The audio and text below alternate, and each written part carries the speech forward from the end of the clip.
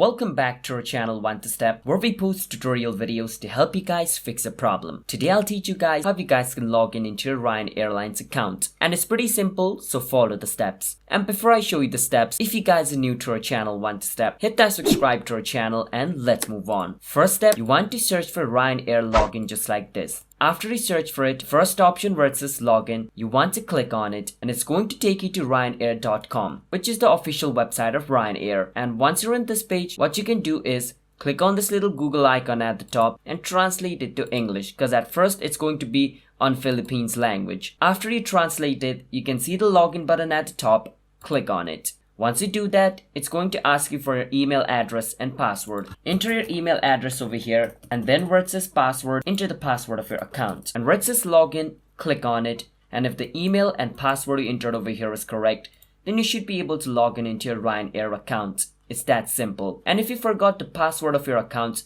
you can click on this option to recover it as well. And if you want to use Facebook or Google to log in into your account, you can use these two options. So that's it for today's video on how to log into RyanAir. If you guys found our video helpful, hit that subscribe to our channel One to Step. I'll see you guys next time.